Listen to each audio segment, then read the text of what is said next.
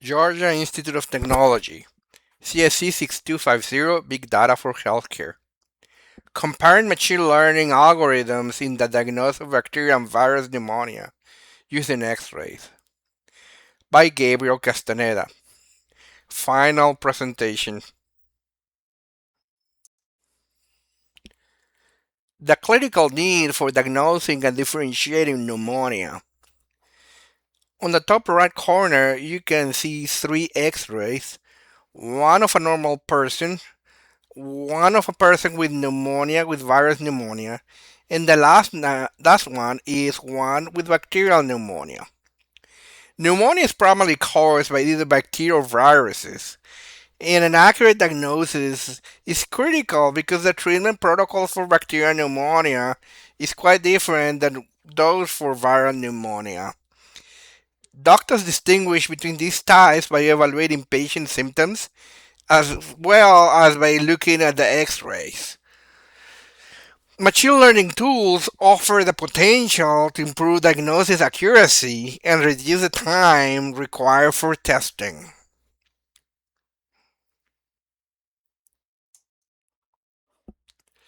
X-rays dataset. In order to come up with this study, we need a dataset. It is hard to find datasets, but we were able to find one. The one that we used had 2,713 images for training and 642 images for testing. The information about it is down below.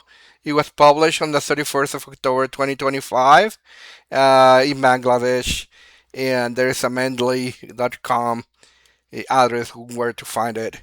Many studies that we found had proprietary data sets, so we weren't able to use it. And some other times they will say that they will provide them, but open request, but they never answer back. Hey, so for coming up with this study, we wanted the study to be done well. So we review different architectures available. I review different a bunch of different journals, and we found out a few ones that were giving good numbers. So this is one of them is the hybrid convolutional neural network. That's the architecture that is using, and was developed by Theodora Sanita. Is a special neural network developed. The input has 224 by 224 by 3 images. The model consists of 4 blocks of convolutional layers, increased from 64 to 512 filters, followed by max pooling, includes 2 inception modules and a global average pooling a gap layer. The output is a fully connected layer leading to 3 output classes, normal, bacterial, viral. The reported results from the author were really good. It showed an accuracy of 89, 85 for identifying normal COVID-19 and bacterial viral cases. These, this architecture had an emphasis on COVID. All right. The second architecture that we used was the Densenet 121 architecture. This architecture was actually developed for X-rays. You can see on the top right an image of how the architecture is set. The Densenet 121 architecture connects every layer to every other layer in a feed-forward manner to maximize information flow. It measures 121 layers and it is designed for a fine balance between computational efficiency and accuracy. The study that used this architecture was done by Charm et al. It used over 100,000 X-rays. The performance was exceptional. It had an accuracy of 95% for pneumonia, 98% for healthy, an F1 score of 95% for pneumonia, and 98% for healthy, and an area under the curve of 98% for pneumonia, and 100% for healthy. Really good numbers all over. So we were like, well, we gotta use it. The last architecture that we used was the XGBoost with supporting GPUs because all these three architectures were done over Google Colab with GPUs. Okay, so the way the XGBoost works is shown on the top right. Basically, what happens is it's a random random tree forest kind of architecture, but with a boost. So basically, when you finish with the tree, the the data points that were not uh, that did not come out correctly, they're taken over the next calculation, and then you get the calculation done again, and then you keep the good trees, and then the information that didn't come well, the predictions that didn't come well, are taken over the next tree, and that goes on and on and on and on. So at the very end, uh, you get that the trees are working out with the bad points over and over and over to take away basically the bad points. So that's what extreme gradient boosting is. Uses an ensemble of trees to minimize error through parallel processing and regularization. While typically used for tabular data, XGBoost has supported GPUs since 2017, allowing it to process image data efficiently. Uh, in this study, XGBoost completed its calculations in roughly 7 minutes, the fastest among the three methods when we're using the number of images that we use here. CNN results, confusion metrics. The accuracy for confusion matrix was 6811, which was not too high. We can tell right away on the confusion matrix that there is an issue with the data. The disease number two, which is the virus, was not, it never came out. Yeah, so there is a big problem in there. So basically, what it's showing is that um, if you're sick with pneumonia with virus, you're never gonna come up with it. And if you are sick with pneumonia and it's bacteria, sometimes it will tell you that it's bacteria, but some other times it's gonna tell you that it's pneumonia with virus. So that is a big issue. The only good thing about this method is that if you are healthy, it's gonna tell you that you are healthy most of the time. So it's pretty good. It's not gonna if you're sick. It's gonna find out that you're sick, and if you're healthy, you're gonna find out that you're healthy. But otherwise, it's not making that difference. The ROC curves they show that a little bit. The one for the healthy one, which is the very first one, the C0, shows an area under the curve 0.93, which is pretty good.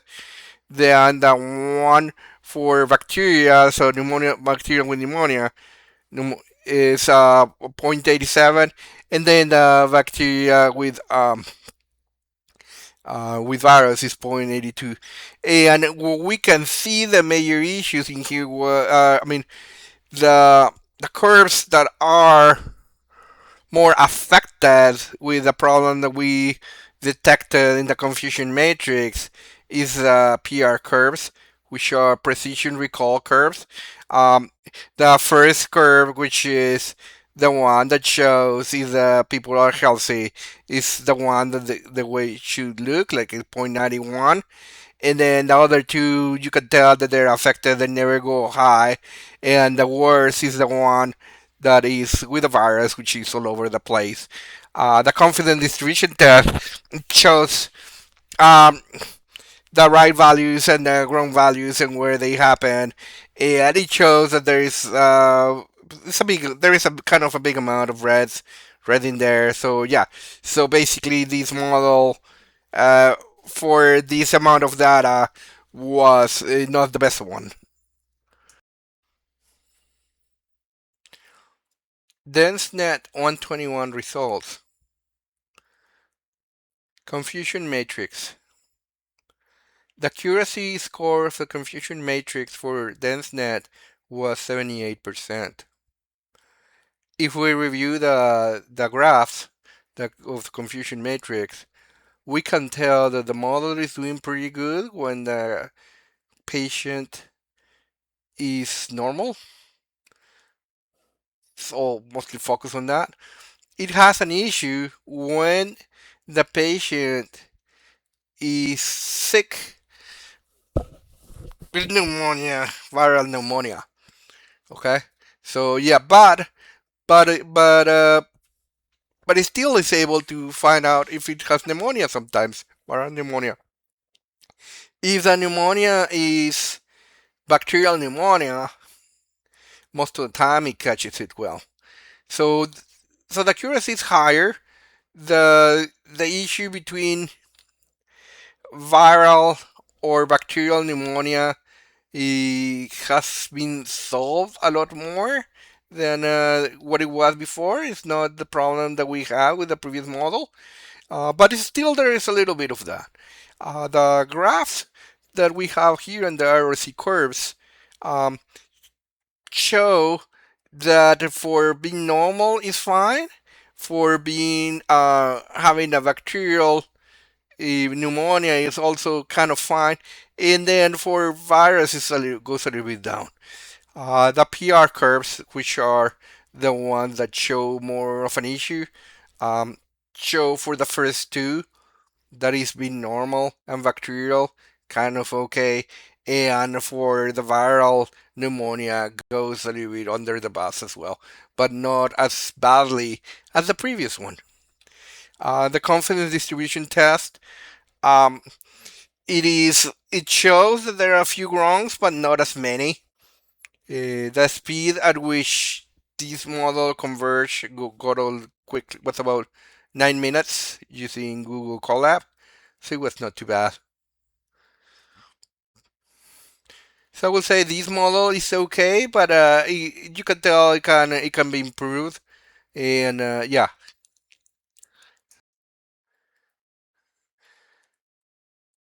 XGBoost with GPUs results.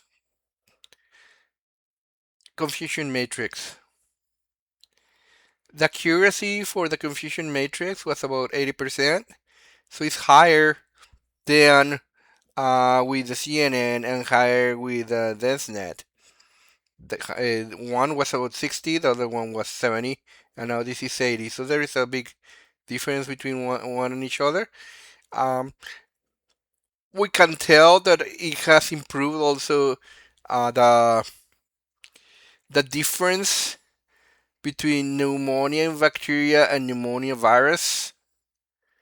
Okay, there is still an issue, but a little bit lower between pneumonia.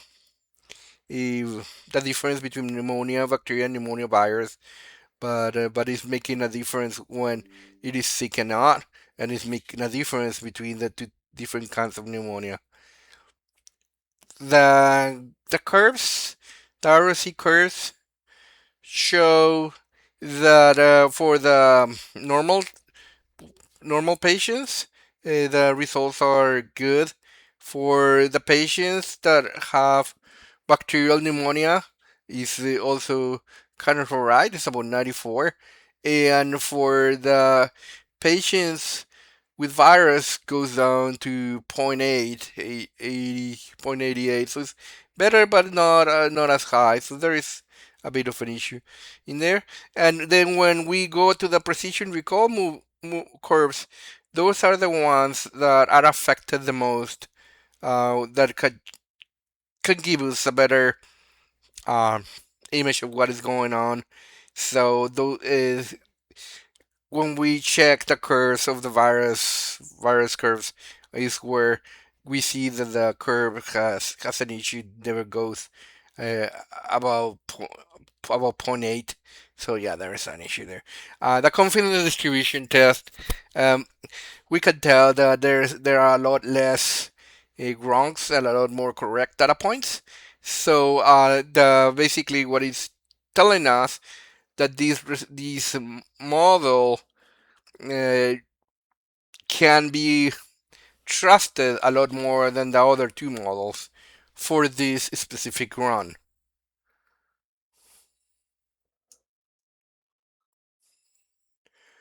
Comparative performance statistics. Just wanted to add that all these models were run on Google Colab T4 GPU to have the runs go faster and get better results quickly. After reviewing all the numbers, we see that for these number of X-rays that we had, XGBoost was the best.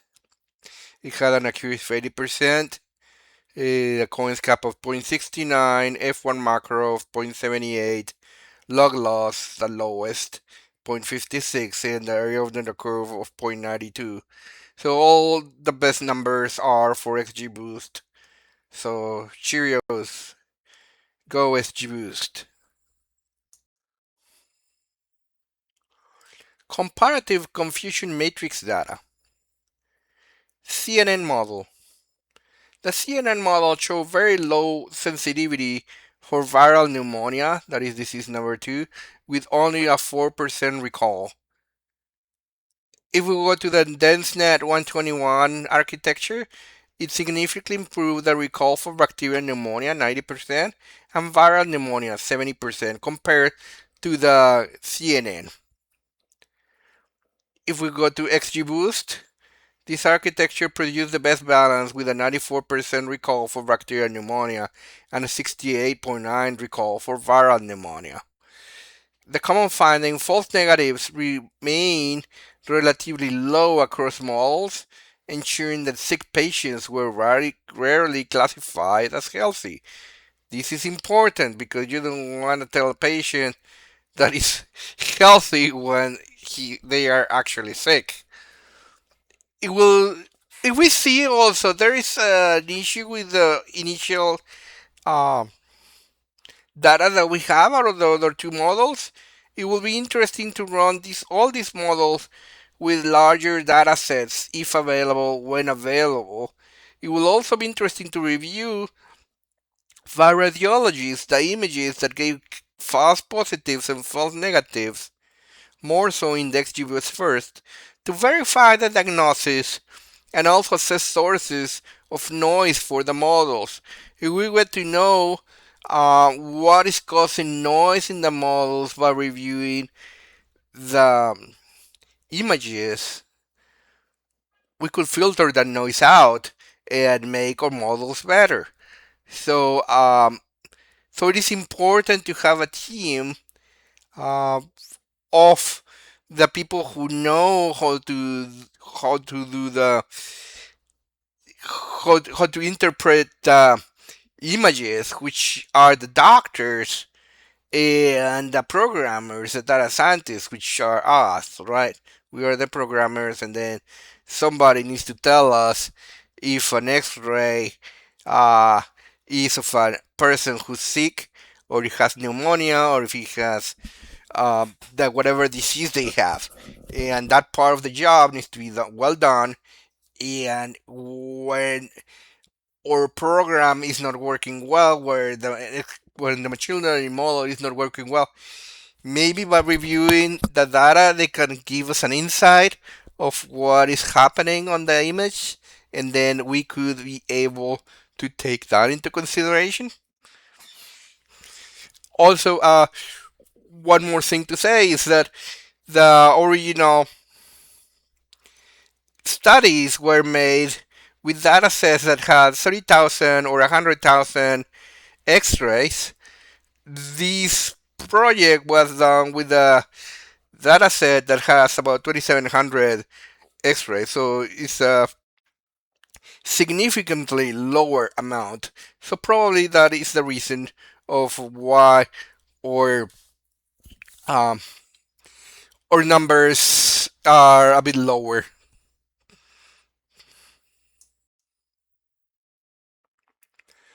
I want to thank Dr. Jimin Sung for his course last.